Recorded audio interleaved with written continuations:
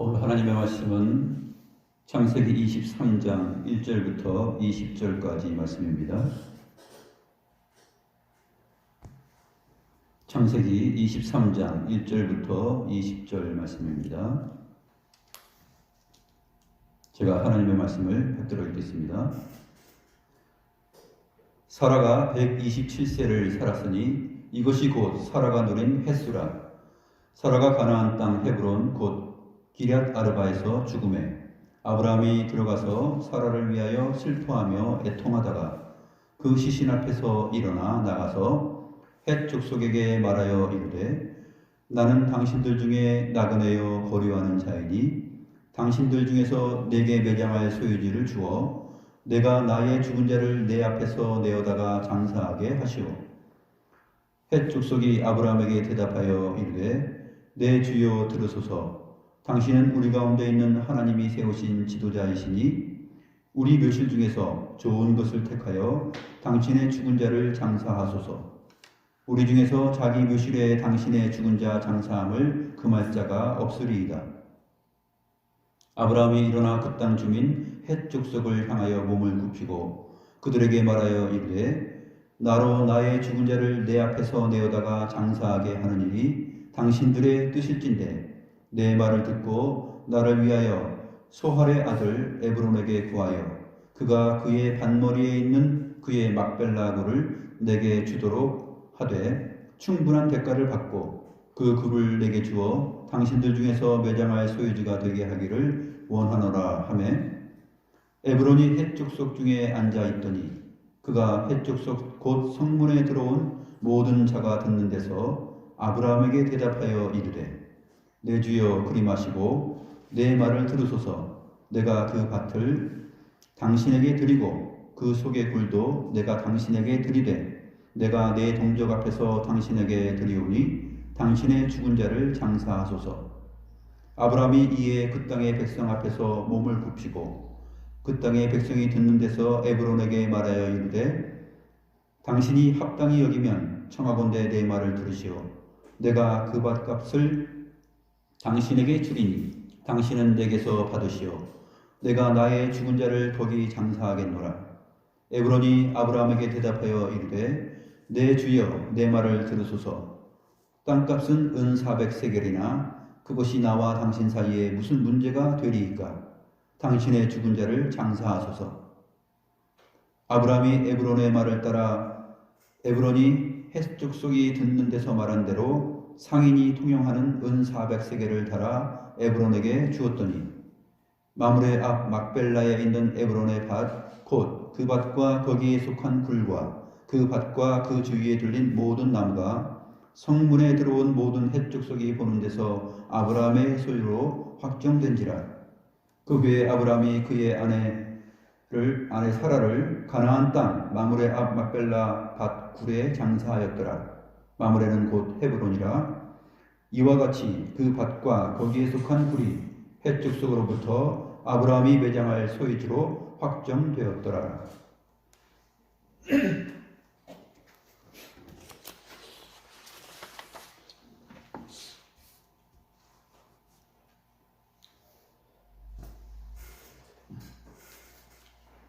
오늘 본문을 보게 되면 아브라함이 헷 족속으로부터 자기 아내를 매장할 그 매장지를 구입하는 사건이 거의 본문 전체를 차지하고 있습니다.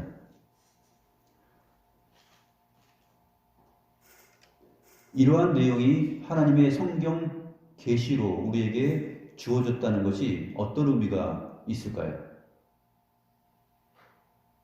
또 한 가지는 1절에 보이는 내용인데 사라가 127세를 살았으니 이것이 곧 사라가 누린 햇수라 라는 이 독특한 표현이 성경에 기록되어 있는데 성경에서 여성의 죽음과 그 나이를 정확하게 기록하는 것은 이 사라의 경우가 처음입니다. 유일하죠. 왜 사라의 죽음을 정확하게 기록을 하고 그 다음에 사라를 매장할 이 매장지 매장지를 아브라함이 헷 족속들과 거래를 하고 또 구입을 하고 사게 됐을까 하는 내용입니다. 이것이 과연 하나님의 구속 역사에서 또 우리에게 오늘날 우리 성도들에게 도대체 무슨 의미를 가져다 줄 것인가 하는 것을 생각해야 됩니다. 그러지 않고서는 이 내용을 보게 되면 아브라함이 자기 아내를 매장하기 위한 굴을 사기 위하여서 헷 족속들 앞에서 계속 허리를 굽히고 머리를 조아리면서 겸손하게 이렇게 접근을 했다라는 그러한 윤리적이고 심리적이고 또 도덕적인 아브라함의 처세술, 이러한 것들만 우리가 끄집어낼 수 있지, 성경 계시로서 하나님께서 이 말씀을 우리에게 주셨을 때 진정한 큰 의미와 의도를 우리는 생각할 수 없게 됩니다. 그래서 오늘 본문을 통해서 이 말씀이 성경 전체를 통해서 우리에게 어떤 의미가 있기에 이렇게 23장이라는 한 장을 전체를 사라의 죽음과 사라의 시신을 매장할 수 있는 그 매장지를 사는 일로 다 지금 허례하고 있는가, 그 내용을 우리가 알아보겠습니다.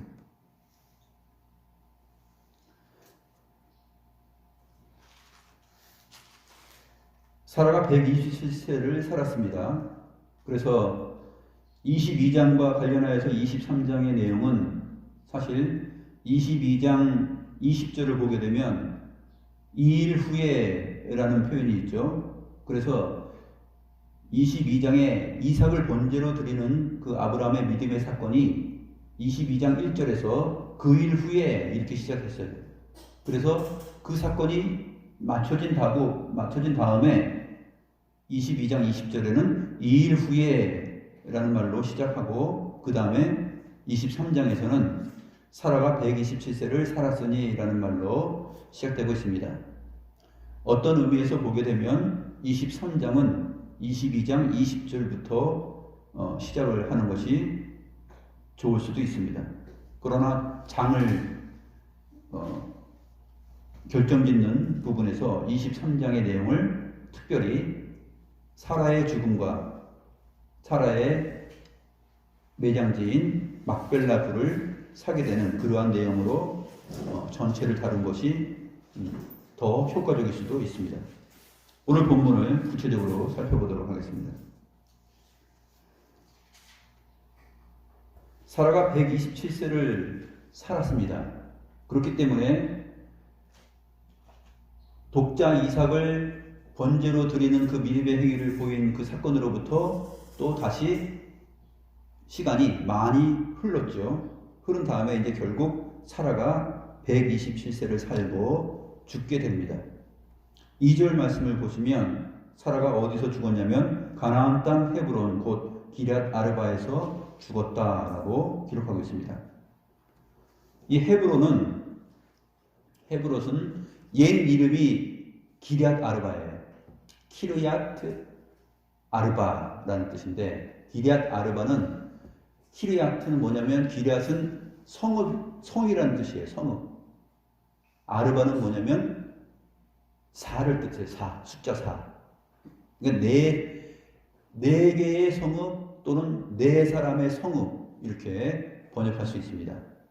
그러니까 네 사람의 성읍이 맞아요. 나중에 성경의 기록을 보게 되면 네 사람의 성읍, 4의 성읍이라 4개의 성읍이다 뭐 이렇게 하는 것보다 네 사람의 성읍 이렇게 번역하는 것이 더 맞습니다. 헤브론 곧 기럇 아르바에서 사라가 127세를 향수하고 죽습니다. 이 기럇 아르바에 대한 성경의 기록을 보게 되면 여호수아 14장 15절 말씀을 보게 되면 여호수아 14장 15절 말씀에 헤브론의 옛 이름은 기럇 아르바라. 아르바는 아낙 사람 가운데서 가장 큰 사람이었더라. 이렇게 기록하고 있습니다. 헤브론의 옛 이름은 기럇 아르바예요. 근데 이 아르바라는 아르바라는 사람이 있는데 아낙 사람 가운데서 가장 큰 사람이라 이렇게 말하고 있습니다. 그러니까 어떤 면에서 보통 사람의 한 4배 정도 될까? 그렇게 생각할 수도 있을 만큼 엄청 큰 사람이에요. 아낙 자손들이 큰 사람들 아닙니까? 거인족이에요. 거인족인데 이 아르바가 아낙 자손 가운데서도 그 중에서도 가장 큰 사람이에요. 그러니까 엄청난 거인족이죠. 거인이 있었던 거예요.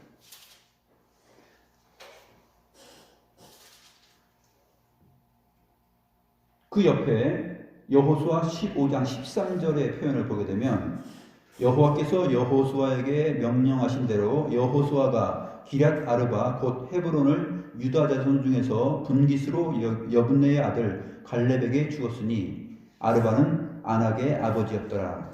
아낙의 아버지였고 그의 조상이죠. 그래서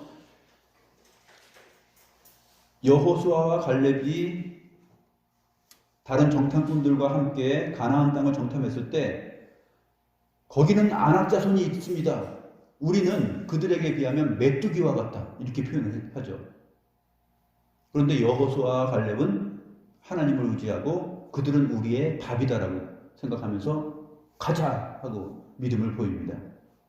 이 갈렙은 유다 지파 사람이에요. 유다 지파 사람인데 이 나중에 그래서 유다 지파 갈렙 유다 지파에게 이 기럇 아르바 헤브론 땅 분배할 때 그들의 소유로 유다 지파의 땅 중에 한 부분으로 허락을 해줍니다. 15장 14절을 보면 갈렙이 거기서 아낙의 소생 그 세 아들 곧 세세와 아히만과 달메를 쫓아내었고 이렇게 표현하고 있는데 그 자손들도 보게 되면 성경의 표현대로 보게 되면 발가락이 6개, 손가락도 6개 그런 큰 거인들이 살고 있었어요. 아직도 지구상에 손가락 발가락이 6개고 큰 등치와 커다란 힘을 가지고 있는 사람들이 존재하고 있어요. 옛날에는 더 많았죠. 옛날에는 이 아낙 자손들이 더 많았습니다. 손가락 5개로 물건을 쥐는 거하고 6개로 쥐는 거하고 어때요? 땅을 디딜 때 5개 발가락으로 딛는 거하고 6개로 딛는 거하고 어때요? 쟤는 하나 더 있어. 보통 사람보다 하나 더 있으니까 기영하야 하면서 놀릴 일이 아니에요. 이게 중심도 잘 잡을 뿐만 아니라 손가락 하나 만약에 없어 보세요. 4손가락으로 물건을 잡고 했을 때하고 5손가락으로 딱 잡는 거하고 어떤 게 얼만큼 틀려요? 그럼 6손가락이고 큰 거인족이면은 힘이 엄청난 것입니다. 바로 그 아르바예요. 아낙 자손의 조상, 아버지. 그래서 그 밭을 오늘 본문에서 지금 사게 되는 일이 벌어집니다.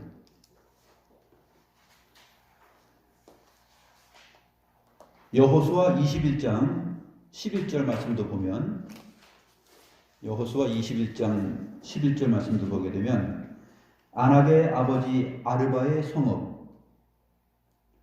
유다 산지 기럇 아르바 곧 헤브론과 그 주위의 목초지를 그들에게 주었고 라는 표현이 있는데 이 표현은 여호수아 21장에서는 레위 사람의 성읍으로 주는 걸 말해요. 레위 사람들은 땅 분배를 받지 못하고 분배할 때 나머지 11지파가 사는 그 지역에서 일부분을 얻어서 생활합니다. 그 중에 레위 사람을 위하여서 유다 지파 가운데 한 부분을 주는데 그 거처의 내용이 바로 기럇 아르바 헤브론입니다. 그 주위에 목초지를 그들에게 주었다라고 기록하는 부분을 우리가 잘 봐야 됩니다. 그 주변의 목초지. 오늘 본문을 보게 되면 이제 그 목초지가 이렇게 하나님께 제사 드리는 일을 담당하는 그 레위 지파가 거하며 소유할 수 있는 그 거주지로 얻게 되는 것이 사실은 아브라함 때 사라를 위한 막벨라 굴을 살 때 그 밭과 그 목초지를 같이 사는 일 때문에 레위인들이 거기서 또 거하게 되고 하나님의 성소를 위해서 일할 수 있는 그러한 기틀이 마련되는 것입니다. 그래서 오늘 사건은 굉장히 사실은 단순해 보이고 이런 게 무슨 성경 계시로 기록되었지? 라고 생각할지 모르지만 성경 전체의 증거들을 보게 되면 상당히 흥미롭고 그 안에서 하나님께서 의도하시는 의미가 무엇인지 알 수 있게 됩니다.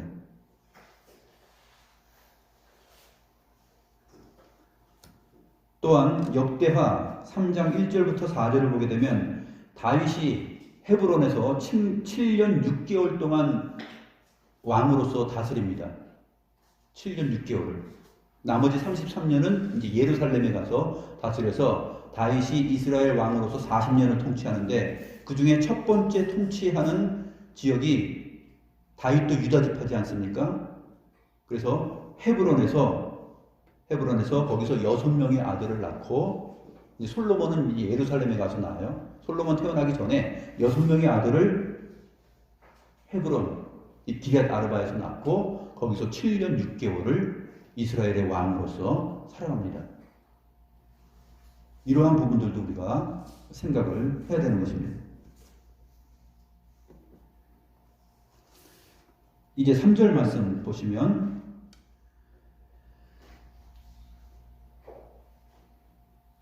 그 시신 앞에서 일어나 나가서 헷 족속에게 아브라함이 말을 합니다. 뭐라고 말을 하냐면 나는 당신들 중에 나그네요 거류하는 자이니. 아브라함은 이때 당시에 거의 반유목민이에요. 그래서 이리 옮기고 저리 옮기고 그렇게 살아갔었죠. 정말 하나님께서 가나안 땅을 너와 내 자손에게 주겠다라고 약속하였지만 정작 이때까지도 또 나중에 야곱 때까지도 요셉 때까지도 가나안 땅은 아브라함과 그 자손에게 완전하게 허락된 땅이라고 볼 수 없을 만큼 보여집니다.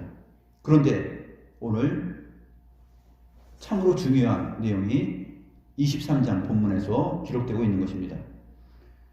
나는 당신들 중에 나그네여 거류하는 자입니다. 언제든지 떠날 수밖에 없는 나그네 거류자입니다. 이렇게 자기를 소개합니다. 그래서 당신들 중에서 내게 매장할 소유지를 주어 나의 죽은 자를 내 앞에서 내어다가 장사하게 허락해 주십시오 라고 말을 합니다. 이 허락을 받지 않고서는 자기 아내를 매장할 수가 없죠. 땅이 없습니다. 그냥 땅에다 묻는 게 아니에요. 오늘날 우리가 사람이 죽으면 장사 지내는 것처럼 땅을 파고 땅 속에다가 매장을 하는 것이나 아니면 그 불로 살라서 화장을 하거나 그러한 것이 이때 당시에 매장법이 아니었고 장사법이 아니었고 죽은 자를 어떻게 다루냐면 굴에 넣게 됩니다. 굴 속에다가. 이 굴이 헤브론, 기럇 아르바 이쪽 지역에는 그 토질이 뭐냐면 석회암이에요. 석회암이기 때문에 시신을 매장할 수 있는 좋은 적합한 장소가 됩니다. 그래서 헷 족속에게 아브라함이 부탁을 합니다. 나의 사정이 이런데 내 아내가 지금 죽었습니다. 그런데 이 시신을 그냥 놔두게 되면 이 뜨겁고 더운 이 기후에 시신이 금방 썩어서 냄새가 납니다. 그러니 이 시신을 급히 매장을 해야 되겠습니다. 라는 의미예요. 예수님께서 십자가상에서 죽었을 때도 모략을 주죠. 그렇죠? 향품과 모략 그걸로 그 죽은 자의 시신을 시신에게 뿌리고 바르고 합니다. 왜냐하면 금방 썩어서 냄새가 나기 때문에 시신에서 냄새가 나지 않게 하기 위해서 향료를 쓰는 거예요. 그리고 굴에 넣고 큰 돌문으로 그 입구를 막는 것이죠. 그게 팔레스타인의 죽은 자를 장사하는 장사법입니다.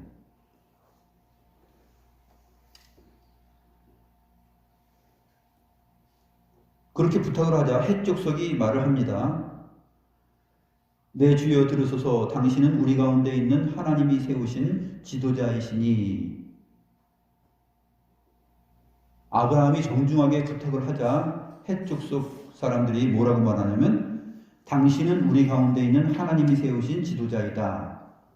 하나님이 세우신 우두머리다. 뭐 방백, 높은 자이다. 이런 뜻이에요. 근데 성경에서 히브리어를 헬라어로 번역하는 성경이 있는데 70인경이라고 있어요. 히브리어를 헬라어로 번역한 성경이에요. 그 성경에서 다른 부분, 이 지도자라는 단어가 히브리어로 나시인데 우리말로 이제 나시성을 가진 사람은 다 지도자냐 그런 우스갯소리도 생각할 수 있겠지만 이 나시라는 히브리어를 번역할 때 이 구절만큼만 왕으로 번역을 했어요. 바실레우스라고 번역했어요. 굉장히 독특한 거죠. 그래서 그 번역을 따르면 당신은 우리 가운데 있는 하나님이 세우신 왕입니다. 그런 뜻이에요. 굉장히 높은 표현을 한 것이죠. 그리고 나서 우리 묘실 중에서 좋은 것을 택하여 당신의 죽은 자를 장사하소서. 우리 중에서 자기 묘실에 당신의 죽은 자 장사함을 금할 자가 없으리이다. 이렇게 말합니다. 그러니까 아브라함이 헤브론 그 마므레에서 오래 살았죠. 수십 년을 살았습니다. 오래 살았는데 중간에 이제 부에세바에서도 거주했지만 헤브론에서 주로 많은 세월을 살았습니다. 이 헷족속, 히타이트 족속이에요. 히타이트 족속인데 이 히타이트 족속 사람들이 볼 때 아브라함을 보니까 하나님의 왕자님 같다라고 생각을 한 것이에요. 영어로는 이제 프린스라고 되어 있는데 번역이 하나님의 왕자님이다 이렇게 생각을 했던 거예요. 그만큼 인격이 왕 같은 그러한 존재였던 것을 우리가 볼 수가 있습니다. 그래서 우리 중에서 자기 묘실에 당신의 죽은 자 장사함을 금할 자가 없으리이다 이렇게 말을 합니다. 그러니까 아브라함이 일어나서 그 땅 주민 헷족속을 향하여 다시 몸을 굽히고 정중하게 그들에게 말을 합니다. 나로 나의 죽은 자를 내 앞에서 내어다가 장사하게 하는 일이 당신들의 뜻일진데 내 말을 듣고 나를 위하여 소할의 아들 에브론에게 구하여 그가 그의 반머리에 있는 그의 막벨라 굴을 내게 주도록 하되 충분한 대가를 받고 그 굴을 내게 주어 당신들 중에서 매장할 소유지가 되게 하기를 원합니다. 라고 말합니다. 아브라함에게 그 계획이 있었던 것이에요. 아브라함이 금방 이렇게 표현할 수 있었던 것이 아니라 사전에 생각이 있었던 것이죠. 아브라함의 말하는 표현을 보게 되면 나를 위하여 소할의 아들 에브론에게 구하여 라는 표현을 합니다. 아브라함이 이 헤브론 기럇 아르바에서 살면서 소할의 아들 에브론이라는 사람이 밭을 가지고 있고 그 밭에 굴이 하나 있는 것도 알고 있어요. 그리고 이 에브론이라는 사람이 그 땅 헷족속 가운데서 권위 있는 족장이나 장로들로 보여집니다. 그렇기 때문에 나중에 보게 되면 이러한 의논을 할 때 헷족속의 장로들로 구성되어 있는 사람들이 성문에 앉아 있었던 것을 알 수가 있습니다. 그래서 아브라함이 구체적으로 말을 합니다. 나를 위하여 소할의 아들 에브론에게 구하여 그가 그의 반머리에 있는 그의 막벨라 굴을 내게 주도록 하십시오 라고 말합니다. 막벨라 굴은 마크펠라인데, 이 말은 이제 어떤 의미냐면 이중적인 굴이에요. 이중의 굴. 그래서 왜 이중의 굴이냐면 어떤 의미인지 정확하진 않아요. 입구가 두 개이거나, 굴의 입구가 두 개이거나, 아니면 하나의 굴인데 그 속에 또 하나의 굴이 있어서 겹굴이거나, 아니면 두 사람을 매장할 수 있을 만큼의 큰 굴이거나, 어쨌든 마크벨라 굴 했을 때는 이중의 굴이다, 이중적인 굴이다, 그렇게 번역이 됩니다. 그래서 이 막벨라 굴을 아브라함이 자기 아내 사라의 매장지로 정한 것이죠. 그러고 나서 뭐라고 말합니까? 충분한 대가를 받고 그 굴을 내게 주어 당신들 중에서 매장할 소유지가 되게 하기를 원합니다. 이렇게 부탁합니다. 아브라함이 지금 구하는 것은 뭐죠? 막벨라 굴만 원하는 것이에요.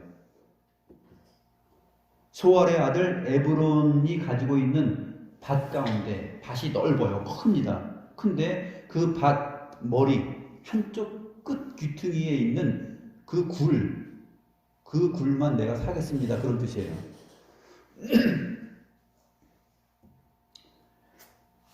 그런데 보니까 에브론이 헷 족속 중에 앉아서 듣고 있습니다. 헷 족속들이 있는데 앉아서 듣고 있어요. 10절 말씀이죠. 에브론이 헷 족속 중에 앉아 있더니 그가 헷 족속 곧 성문에 들어온 모든 자가 듣는 데서 아브라함에게 대답하여 이르되 내 주여 그리 마시고 내 말을 들으소서. 내가 그 밭을 당신에게 드리고 그 속의 굴도 내가 당신에게 드리되 내가 내 동족 앞에서 당신에게 드리오니 당신의 죽은 자를 장사하소서. 계속 준다라는 말을 합니다. 근데 이게 그냥 주는 게 아니에요. 나중에 보게 되면은 그냥 주는 게 아니라 이 나그네와 거류민 같은 자에게 이 밭을 그냥 줄 만큼 이 사람이 거룩한 자가 아니에요. 그래서 그냥 주겠다는 것이 아니라 나중에 밝혀지지만 은 400세겔을 받고 엄청난 금액을 받고 줍니다.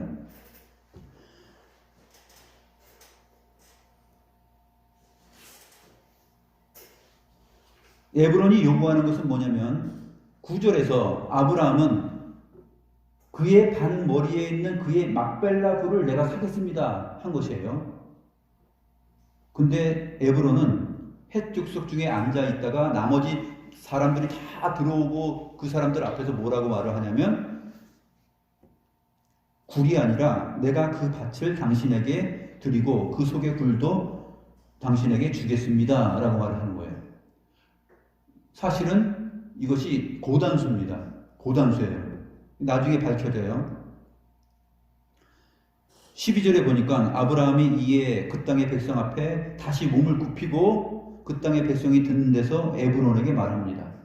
에브론이 그렇게 나오니까 아브라함이 당신이 합당히 여기면, 이 합당히 여기면이 뭐죠? 굴만 파는 게 아니라 밭까지 사라고 지금 하는 거예요. 근데 어쨌든 밭과 굴을 동시에 나에게 팔 것으로 정말 생각한다면 합당히 여기면 청하건대 내 말을 들으시오. 내가 그 밭값을 당신에게 주리니 당신은 내게서 받으시오. 내가 나의 죽은 자를 거기 장사하겠노라. 그냥 공짜로 내가 받지 않겠다라고 말합니다. 이 사건이 왜 중요하냐면 성문에 지금 앉아서 거래를 하고 있는 것이고 아브라함과 에브론이 지금 대화하고 있는 것이에요. 성문에 앉은 것은 뭐냐면 이 성문은 판결하는 자리입니다. 모든 법을 다루는 것이고 그것을 법적으로 공적으로 다루는 그 장소예요. 그래서 많은 사람들 앞에서 지금 헷 족속이 있는 가운데서 아브라함과 지금 에브론이 대화를 하는 것입니다. 근데 아브라함에게 그 에브론이 자기 밭을 얘기한 것은 뭐냐면 9절에서 아브라함이 그의 밭머리에 있는 그의 막벨라구를 내게 주도록 허락해 주십시오. 그 다음에 충분한 대가를 드리겠습니다. 이렇게 말을 한 거예요. 그러니까 에브론이 뭐라고 생각했냐면, 그래? 충분한 대가를 준다고? 그렇지. 지금 사라가, 아내가 지금 죽었고 당장에 매장지가 없는데 나그네와 고르민으로 서 있지. 아무것도 땅은 소유한 것이 없는 자야. 지금 발등에 불이 떨어졌고 급하다 이거예요. 그것을 알기 때문에 그러면 내 밭을 사고 굴까지 다 사라. 그렇게 얘기를 한 것입니다. 그런데 굉장히 단수가 높기 때문에 오늘 본문 말씀 보면 주겠다라는 표현을 하면서 정중하게 말하는 것처럼 보입니다. 사실 아브라함도 정중하게 몸을 굽히면서 계속 대화를 하고 있죠.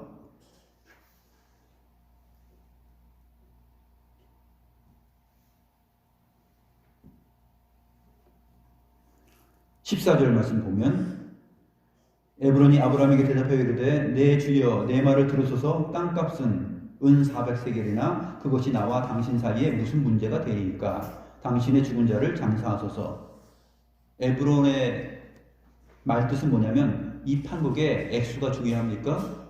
당신이 지금 충분한 대가를 나한테 주고서 지금 땅 살, 굴을 살, 매장지를 살 의도가 있는데 지금 밭까지 사는 거에 대해서 액수가 무슨 상관이 되겠습니까? 그런 얘기예요. 땅값을 얘기하죠.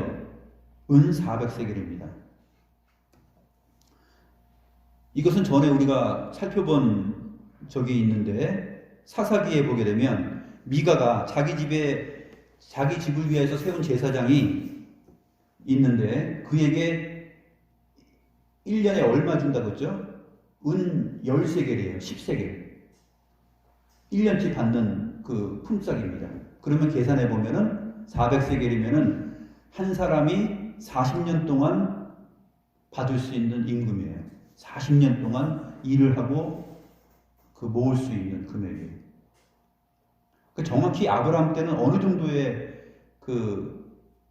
화폐 단위였는지는 정확히 모르지만 사사기에 근거해 보실 때는 그 정도로 추정할 수가 있습니다. 아무튼 이 400세겔은 충분한 대가를 치르는 가격이었을 것이라 생각이 됩니다. 그래서 그 당시 16절에 보게 되면 상인이 통용하는 은 400세겔을 달아 에브론에게 주었다라고 표현을 하고 있습니다. 그래서 17절 말씀을 보면 마물의 앞 막벨라에 있는 에브론의 밭, 곧 그 밭과 거기에 속한 굴과 그 밭과 그 주위에 들린 모든 나무가 목초지가 있는 거죠. 이 목초지 아까 살펴보았던 것 유다지파 갈렙에게 주었던 것이고 유다지파가 가지고 있는 땅 중에서 지금 목초지 그것을 누구에게 주게 되냐면 나중에 레위 사람들에게 배당을 해주는 그러한 일까지 벌이게 됩니다. 결국 이것이 아브라함 때 사라의 매장지를 구하면서 아브라함이 그 밭과 막벨라구를 샀을 때 공적으로 아브라함의 소유지가 된 것이 바로 역사가 흐른 다음에 유다지파가 거하게 되고 그 가운데 또 레위지파가 그곳에 머물면서 성소를 책임지는 일을 하게 됩니다.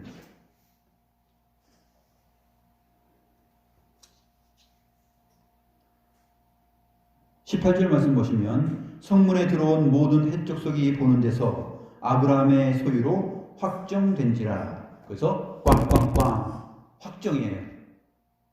드디어 법적으로 공적으로 거류민과 나그네와 같았던 그 아브라함에게 이 에브론의 밭과 굴이 아브라함의 소유로 확정됩니다. 그래서 20절에 다시 한번 나오죠. 이와 같이 그 밭과 거기에 속한 굴이 헷 족속으로부터 아브라함이 매장할 소유지로 확정되었더라. 다시 한번 언급하고 마칩니다. 이 확정되었다라는 말을 강조하면서 사실상 성경이 의도하고 있는 것은 뭐냐면 내가 너와 내 자손에게 이 땅을 주겠다라고 말씀하신 아브라함에게 하신 하나님의 말씀, 그 언약의 내용이 사실상 지금 한 부분이지만 공적으로 아브라함의 소유가 되었다라는 것을 선언하고 있는 것이에요.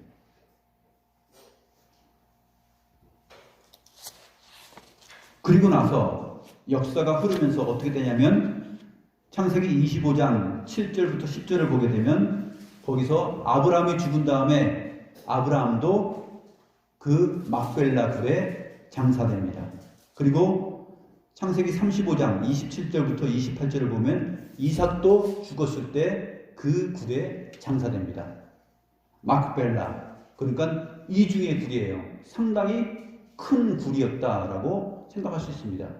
굴이 두 개가 있는 것인지 어떤지 정확한 상황은 우리가 모르지만 이중의 굴, 막벨라 굴, 아주 큰 굴이 있는데 거기에 바로 사라와 아브라함, 이삭이 거기에 묻히게 됩니다.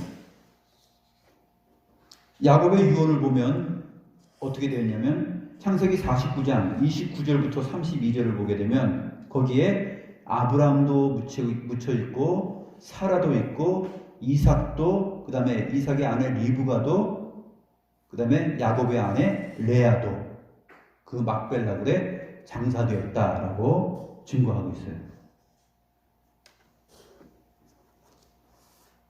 요셉은 어떻습니까? 그 다음에 요셉도 나중에 자기의 해골을 애굽에 장사하지 말고 가나안 땅으로 들어가도록 부탁을 합니다. 창세기 50장 한번 보겠습니다. 창세기 50장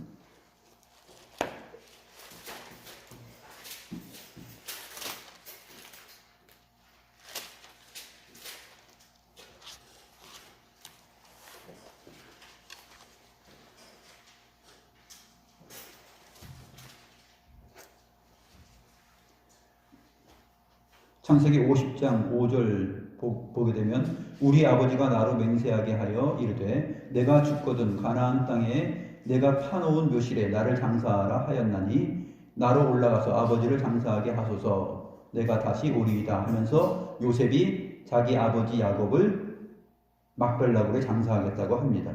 그래서 13절을 보면 그를 가나안 땅으로 메우다가 마므레 앞 막벨라 밭 굴에 장사하였으니 이는 아브라함이 헷 족속 에브론에게 밭과 함께 사서 매장지를 삼은 곳이더라 하면서 계속 정확하게 이것은 아브라함의 소유로 확정되었다라는 것을 계속 성경이 강조합니다. 왜 이것이 강조되고 아브라함이 공짜로 받지 않았을까요? 그냥 주겠다라는 말을 던졌을 때 아니다, 내가 값을 치르고 하겠다라는 말을 했을까요? 왜 그러냐면 나중에 에브론의 후손들이 그 땅을 공적으로 값을 주고 샀다라는 법적으로 확정된 일이 아니고서 말로 이 구두로만 오고 간 것이기 때문에 그 땅은 원래 우리 아버지 에브론의 땅이야. 너희들 그 밭과 그 매장지 다 내놔. 그리고 시체 다 없애. 시신들 다 가져가 딴 데 묻어. 이렇게 말하면 어떻게 되는 거예요? 쫓겨날 수밖에 없는 상황이죠. 아브라함이 이것을 확정짓는 일을 값을 주고 은 400세겔을 주고도 사면서 확정을 짓는 것입니다. 다른 말을 못하게 만드는 것이죠. 고대 그 문헌 자료로서 히타이트의 법률을 보게 되면 땅을 소유주가 그 상속을 하거나 매각했을 때 그것이 법적으로 굴만 따로 팔거나 밭이라는 전체 덩어리 안에 굴이 있는데 그것을 굴만 팔았다 했을 때는 그 밭을 왕이 쓰겠다 하게 되면은 그 굴을 내놔야 되는 상황이에요. 이 히타이트 법조문에 그러한 내용들이 있습니다. 그러니까 당시 아브라함이 그 막벨라 굴을 사려고 했을 때 에브론이 굴만 아니라 밭까지 너가 다 사야 된다라고 얘기했던 이유가 있는 것이죠. 왜냐하면 그것이 그 책임이 나중에 밭까지 팔지 않으면은 그 책임이 나중에 왕의 명령에 의해서 자기가 그것을 짊어질 수밖에 없는 상황이기 때문에 그렇습니다. 그런 것까지 다 계산해서 에브론이 아브라함에게 그러한 일들을 요구한 것이죠.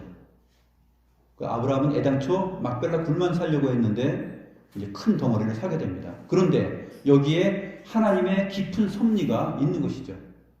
거기에 아브라함의 자손들이 다 장사 지내게 되고 이 헤브론이라는 이 만물의 지역, 기럇 아르바라는 이 지역이 성경 역사를 통하여서 이스라엘과 유다 지파에게 아주 핵심적인 장소가 됩니다.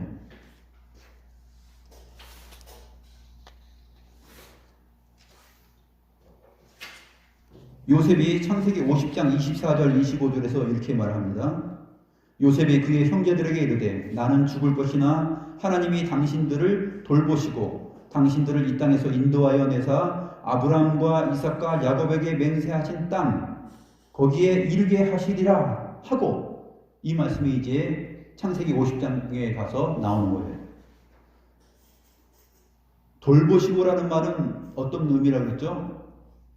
본 의미는 찾아오신다라는 뜻이죠. 하나님이 당신들을 반드시 찾아올 것이고 당신들을 이 땅에서 인도하여 내사 아브라함과 이삭과 야곱에게 맹세하신 땅에 이르게 하실 것이다.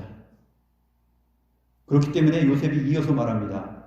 요셉이 또 이스라엘 자손에게 맹세시켜 이르기를 하나님이 반드시 당신들을 돌보시리니 반드시 하나님이 당신들을 찾아올 것이니 당신들은 여기서 내 해골을 메고 올라가겠다고 맹세하라, 이렇게 말합니다. 여기에 요셉이 증거하고 있는 것은 무엇이죠? 요셉을 통해서 증거하고 있는 것은 하나님께서 아브라함과 이삭과 야곱에게 맹세하신 그 땅에 하나님께서 반드시 찾아오셔서 너희들을 이끌어내서 그곳에 거주하게 하실 것이다. 그 땅을 너희에게 주실 것이다 라는 것이에요. 창세기 12장 아브라함에게 약속했던 그 말씀, 너와 내 자손에게 이 땅을 주겠다라는 그 약속을 하나님께서 반드시 찾아와서 이끌어내서 이루시겠다는 거죠. 그러므로 내가 죽으면 애굽에 내가 총리였는데 애굽 땅에다가 매장하지 말고 내 해골을 메고 올라가라는 거예요. 그때. 근데 올라갑니다. 출애굽기 14장 11절에 보게 되면 출애굽기 13장 19절에 보게 되면 모세가 요셉의 유고를 가졌으니 모세가 이제 출애굽했을 때 요셉의 유고를 가지고 갑니다. 이는 요셉이 이스라엘 자손으로 단단히 맹세하게 이루기를 하나님이 반드시 너희를 찾아오리니, 출애굽기 13장 19절에서는 정확하게 번역을 했어요. 하나님이 반드시 너희를 찾아오시리니.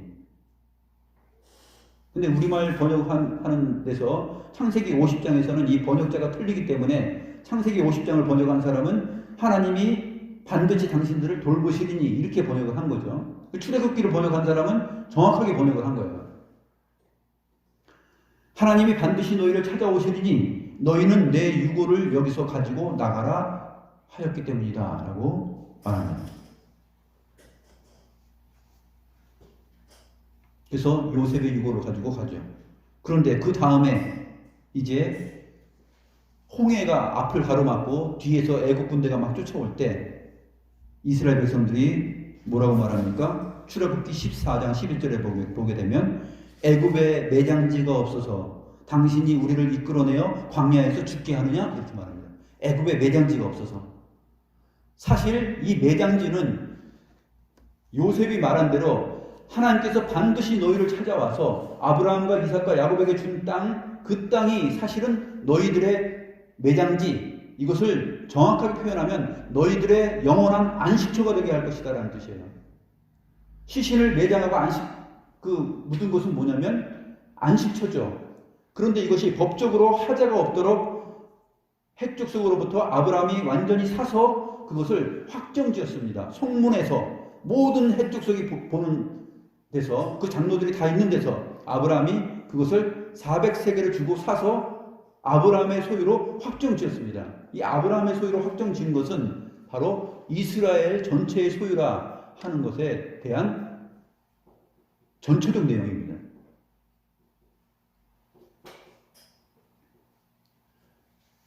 그래서 이 매장지를 통해서 사람이 죽어서 매장되면은 이제 안식에 들어간 거 아닙니까? 이것이 영원한 안식의 그림자예요. 그래서 가나안 땅이 성경에서 말하고 있는 구속사적 의미는 뭐냐면 영원한 안식처예요. 하나님께서 주신 약속의 땅, 영원한 안식처. 신약 성경에 가서 이제 결국 말할 때 새 하늘과 새 땅의 의미를 의미하는 땅이 뭐냐면 가나안 땅, 약속의 땅이에요. 하나님께서 이스라엘 백성들에게, 자기 언약 백성들에게 약속의 땅, 가나안 땅을 주신 것은 바로 나중에 주를 믿는 모든 그리스도인들에게 새 하늘과 새 땅을 약속으로 주실 것이다 라는 것에 대한 확실한 예표입니다. 그래서 이 가나안 땅이 갖고 있는 성경적 구속사적 의미가 굉장히 큰 거예요. 근데 이 아브라함 때 사라가 죽었을 때 바로 그 일이 확정적으로 헷 족속 앞에서 일어난 거예요. 요셉은 그것을 알고서 아브라함과 이삭과 야곱에게 허락하신 그 땅으로 나를 내 해골을 메고 올라가라. 이집트의 그 피라미드나 그런 것을 보게 되면 뭐 애굽의 총리까지 지낸 사람이 얼마나 그 멋있게 무덤을 가지고 소유할 수 있었겠어요? 당시에 요셉이 죽었을 때 뭐 커다란 피라미드 하나 세웠겠죠. 거기에 장사됐고 막 유품들 넣었겠죠. 그런데 요셉이 뭐라고 말합니까? 내 해골을 여기다 묻지 말고 하나님의 약속하신 곧 그곳으로 내 해골을 메고 올라가라 그렇게 말합니다. 나는 막벨라굴에 장사 되겠다는 거예요.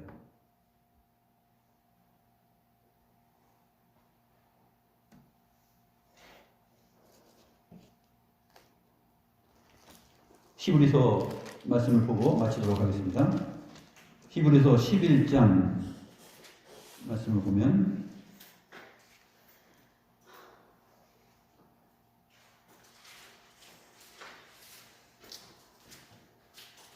히브리서 11장 9절부터 보면 믿음으로 그가 이방의 땅에 있는 것 같이 약속의 땅에 거류하여 동일한 약속을 유업으로 함께 받은 이삭 및 야곱과 더불어 장막에 거하였으니 이는 그가 하나님이 계획하시고 지으실 터가 있는 성을 바랐습니다. 아브라함이 이방의 땅에 있는 것 같이 약속의 땅에 거류하면서 동일한 약속을 유업으로 함께 받은 이삭과 야곱과 더불어 장막에 거하면서 그렇게 반유목민처럼 그렇게 살아간 이유는 뭐냐면 바로 하나님이 계획하시고 지으실 터가 있는 성을 바랐습니다. 단순히 그냥 가나안 땅에 그냥 장막 지으면서 헤브론 땅에 수십 년을 산 것이 아니에요.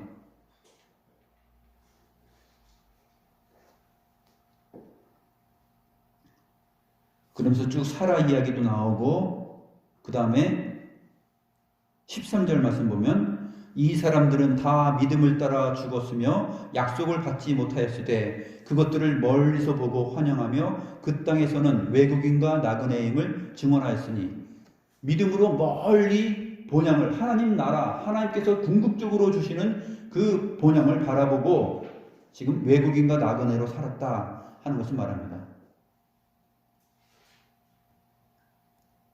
14절 그들이 이같이 말하는 것은 자기들이 본향 찾는 자임을 나타냄이라. 그들이 나온 바 본향을 생각하였더라면 돌아갈 기회가 있었으려니와. 자기 고향이 메소포타미아였으면 돌아갈 의향이 있었겠죠. 그렇죠? 그쪽으로 돌아갔겠죠. 그런데 아브라함과 이삭과 야곱 이 사람들은 언약을 따라 살았고 자기의 본향이 거기가 아니라는 것을 알았어요. 그래서 요셉도 내 해골을 메고 애굽을 빠져나가서 가나안 땅으로 가라 이렇게 이야기한 것이죠. 그들이 나온 바 본향을 생각하였더라. 그들이 사실은 아브라함 이후로 그들이 나온 땅은 뭡니까? 가나안 땅이죠. 그런데 이 가나안 땅이 갖고 있는 성경적 구속사적 의미는 뭐냐면 새 하늘과 새 땅을 바라본 것이에요. 영원한 안식처, 새 하늘과 새 땅. 16절 말씀 그들이 이제는 더 나은 본향을 사모하니 곧 하늘에 있는 것이라. 그들이 바라본 것은 가나안 땅을 바라본 것인데 그 가나안 땅의 궁극적인 실체는 뭐냐면 하늘에 있는 성이에요. 하늘에 있는 새 하늘과 새 땅이죠. 그래서 요한계시록 21장 1절에 보게 되면 주님께서 재림하시는 내용을 보게 되고 새 하늘과 새 땅이 소개되는 것을 우리가 보게 됩니다. 저와 여러분이 아브라함의 자손이죠. 왜냐하면 믿음의 자손으로서 아브라함의 자손입니다. 그렇기 때문에 이 믿음과 이 삶에 대한 성경적 그 개념을 아브라함처럼, 이삭처럼, 야곱처럼, 요셉처럼 공유하면서 이 땅에서 살아야 돼요. 이 땅에서 내가 거주할 것은 이 장막, 이 자리, 이 땅이 아니라 바로 나의 본향은 새 하늘과 새 땅에 있다라는 그 믿음을 가지고서 살아가야 됩니다. 그래서 인간적으로, 세상적으로 어떠한 큰 땅을 차지하고 누리는 것이 아니라 내가 묻힐 곳은, 내가 죽으면 내가 도달할 곳은 궁극적으로 어디냐면 하나님께서 정하여 주신 새 하늘과 새 땅, 그 본향이라는 것이에요. 그 본향으로 우리가 가는 거예요. 물리적이고 육체적인 시신은 이 땅의 어느 한 가운데 매장될 곳이지만 우리의 나온 바 본향은 어디냐면 하늘나라입니다. 하나님께 속하여 있어요.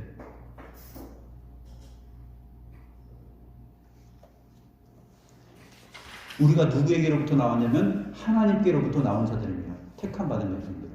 그러므로 우리가 갈 곳은 그 본향이죠. 그것을 소망하고 바라보면서 사모하며 가는 것입니다. 기도하겠습니다.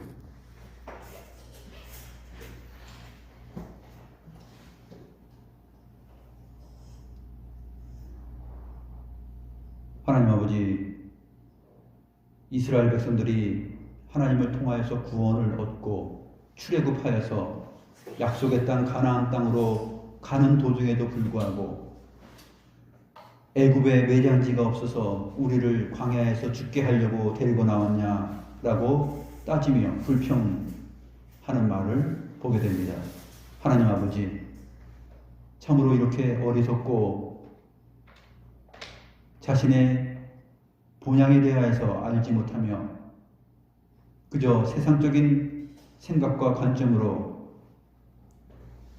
이 땅에서 살고 이 땅에서 묻히는 것이 인생인 것으로 알고 지내는 그러한 어리석음이 저희에게 없게 하여 주시고 아브라함과 이삭과 야곱과 요셉이 바라본 그 믿음의 본향을 저희들도 바라보게 하옵소서.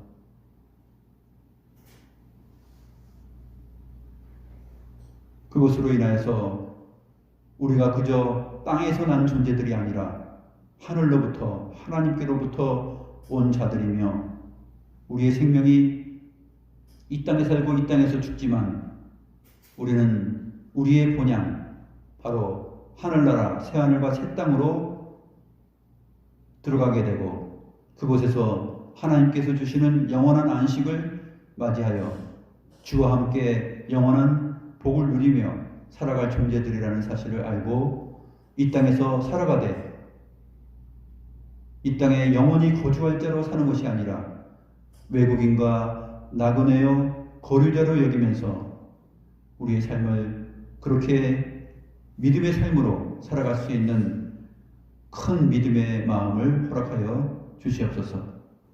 이 땅의 것에 너무 집착하지 않게 하여 주시고 참된 하나님 나라의 가치에 소망을 두고 그 본향을 바라보며 살아갈 수 있는 크고 넉넉한 믿음이 저희에게 있기를 간절히 소원하옵나이다.